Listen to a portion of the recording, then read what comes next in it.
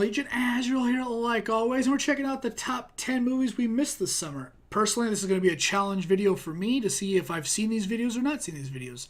I'm thinking that some of them are going to be maybe foreign videos, or some are going to be just kind of the slower pace that I'm just not into. With that, let's just get into it, check it out, see what it's all about. Let's hope it's good. In a summer dominated by superheroes, a few hidden gems were bound to fall through the cracks. Welcome to WatchMojo.com, and today we're counting down our picks for the top 10 movies you missed from summer 2017. Everyone says they're trying to help me, but nobody can find me the new episode of Briggs Be. Yeah. Before we begin, we publish new videos every day, so be sure to subscribe for more great content. Low movies are... For this list, we're taking a look at films released during the summer of 2017 that didn't gain much attention at the box office, but deserve to find an audience going forward. Some of these I'm just not going to care about. Number 10, The Little Hours. Beautiful morning, sisters. Didn't see it. Don't fucking talk to us. I can fuck out of here. Alison Brie, Kate Micucci, and Aubrey Plaza are all invaluable actresses that don't always get the credit they deserve. Won't be The watching three that. continued their underappreciated streak in this overlooked period comedy, which centers on a servant that turns to a convent for asylum. This house of God isn't exactly a sanctuary, as the nuns have committed so many sins that it could take a lifetime to confess them all. Filthy conversation, Mind your own fucking business. lustfulness, homosexuality. So tight. Did you roll your eyes? Putting a satirical spin on the Decameron, The Little Hours was praised for its hilarious performances and outrageous screenplay. Granted, the Catholic League wasn't a huge fan, calling the movie pure trash. The filmmakers took this as a compliment though, using the quote in the ad campaign. Eating blood? Do you think I've ever written down eating blood before? Number 9, Valerian and the City of a I Thousand Planets. haven't watched it yet. Sweet home. But I will be Director Luc checking it out. Besson crowdsourced and personally financed this longtime passion project, making Valerian the priciest indie flick to date, as well as the most expensive European movie ever.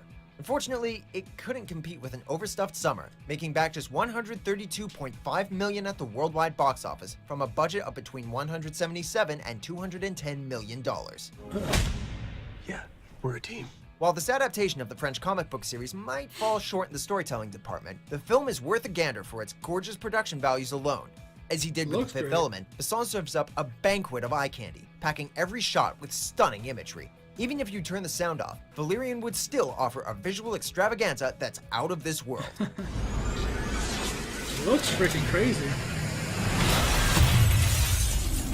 Number 8, Ingrid Goes West. The couple that yogas together stays together. Never even seen it. Hashtag perfect. Aubrey Plaza appears again on our list, this time portraying an unbalanced young lady named Ingrid. An Insta-fan who takes her obsession to another level, Ingrid goes to LA in order to befriend a woman named Taylor, played by the also underrated Elizabeth Olsen. Given the film's disturbing subject matter, Ingrid Goes West may not be for everyone. Anybody with a dark sense of humor, however, will find plenty to enjoy here. Oh, that is... Okay. Aside from making you laugh, the film will make you think about social media's effect on society. Yeah, For all it's the good social Scarlet networks Witch have from done, they have Avengers, also Olsen. given birth to a generation of stalkers who see the world through their smartphones. I'm not a psychopath. I own you. I just want to be her friend. Are you actually insane? Number 7, The Bad Batch. The chaos of this world is vast and I unknowable. don't Receiving know. mixed reviews from critics and only getting a limited theatrical release, many people weren't sure what to make of this dystopian tale about muscle-bound cannibals. The cast brings together an unlikely assortment of actors, including Jason Momoa, Keanu Reeves, and Jim Carrey. On top of that, the film combines many different genres, from sci-fi to horror to dark comedy to romance, putting it in a league of its own. All the things I you've might check it done out. have put you right here. With that said, The Bad Batch will likely speak to audience that appreciate art that can't be categorized. Anybody looking for something a little out there is guaranteed a unique movie-going experience they won't soon forget. Being good or bad mostly depends on who you're standing next to. Oh, I Number might check 6, that one out. Briggs Be Bear.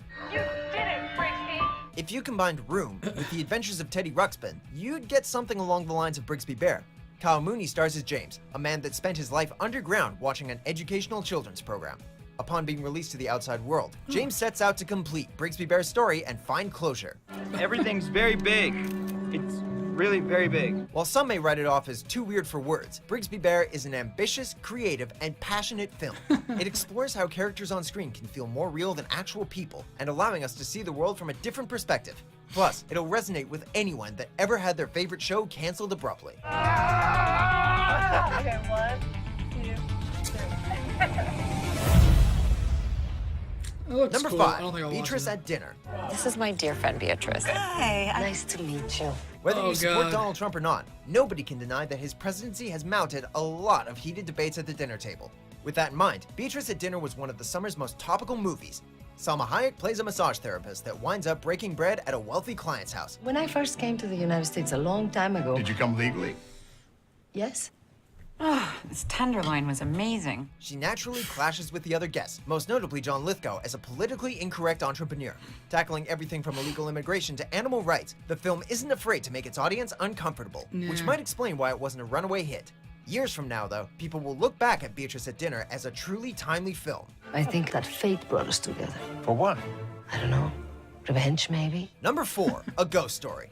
When I was little and we used to move all the time, I would write these notes. A So Ghost many Story I've was a seen. success at the Sundance Film Festival and earned rave reviews from critics. When it came to attracting mainstream audiences, however, the theater was essentially a ghost town. An acquired taste to say the least, David Lowery's film may prove too quiet, slow, and strange for some. If you're up for something surreal and experimental, though, A Ghost Story is bound to connect with you emotionally. What is it you like about this house so much? History? Relying on visuals to get much of the story across, this is a poignant exploration of life, death, and lost love. Casey Affleck in particular deserves praise for somehow turning in an emotive performance while spending a majority of the movie under a sheet. You do what you can to make sure you're still around after you're gone. Number 3, Good Time. You're incredible. Do you understand? Another one I haven't heard Seeing of. as how he's best known for playing Edward Cullen, a lot of people just can't take Robert Pattinson seriously as an actor. After Good Time made its premiere at the Cannes Film Festival, however, critics started to sing a different tune about the young heartthrob. Something happened. I don't know exactly what. Pattinson has Okay. already generated Oscar buzz for his performance as Konstantin Nikas, a thug who attempts to free his brother from jail following a botched bank robbery. You need another 10 grand. You get another 10 grand, your brother will get out. In addition to Pattinson's transformative portrayal, the Safdie brothers film has received rave reviews for its Oh, thrilling shit. narrative, energetic score, I'll check and that out. eye-popping visuals. Sounds like a good time I'm to always watch. interested to see somebody that was typecast like Pattinson in something good. It's a nice dream.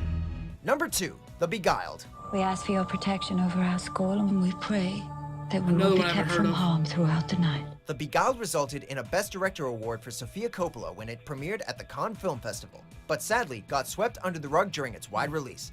But audiences missed out on one of the summer's most fascinating films, carried by an all-star ensemble cast that includes Nicole Kidman, Oh my Kirsten God. Dunst, and Elle Fanning. Colin Farrell is particularly strong as a wounded corporal that seeks refuge at a girls' school during the Civil War. I admire your strength. I'm just trying to give them what they need to survive in these times. I might check As that sexual out. tension rises, an unsettling power struggle ensues. Throughout the film, we're not sure whether to fear these characters or sympathize with them. Either way, you'll be left on pins and needles from beginning to end. What have you done to me? You vengeful bitches! Number 1, The Big Sick. I'm just gonna call an Uber. Your driver will be ready as soon as he puts on his pants. The Big Sick not only stands out as a great romantic comedy, but also one of the most honest modern films about culture clash. In addition to co-writing the semi-autobiographical love story with his real-life wife, Kumail Nanjiani takes center stage as a Pakistani man torn between his traditional family and Caucasian girlfriend. Can you imagine a world in which we end up together? I don't know. When the woman he adores slips into a coma, our protagonist gets to know her parents and begins to take control of his life. Timely, humorous, charming, wise, and meaningful. I remember seeing Big this. Sick deserves a Not much the wider movie, the following trailer. and shouldn't be forgotten with award season around the corner. Let me give you some advice, Kumail. Love isn't easy. That's why they call it love. Do you agree with our picks? Check out these other great Yeah. clips from Watch Mojo and subscribe for new videos every day. Check them out. I definitely agree with because this is like what you missed. A lot of stuff that I have no idea what the hell was going on here. So yeah, I think it's a good list of. There's a few of them that I want to see for sure. I think it's The Beguiled with Colin Farrell. I want to see what the hell they did to him. Fucking crazy bitches, goddamn. But yeah. It all looks pretty good. I found a few on this list that I actually might check out. The last one, the number 1 spot, which with Ray Romano. I saw that one. It got a lot of commercial play on it, but it wasn't necessarily something I wanted to see. Sometimes you just don't want to take the money to go see these movies on a whim, and sometimes it's kind of harder to find them to watch in general, and you don't want to take the time to do that. But if if there was a way, if like say Netflix came out with a bunch of these kind of movies that were already out for, let's say, release to be bought or something like that, if they were able, if some kind of player was able to just get them all on there, there'd be a couple that I would definitely want to check out, or at least skim through to see what they were all about.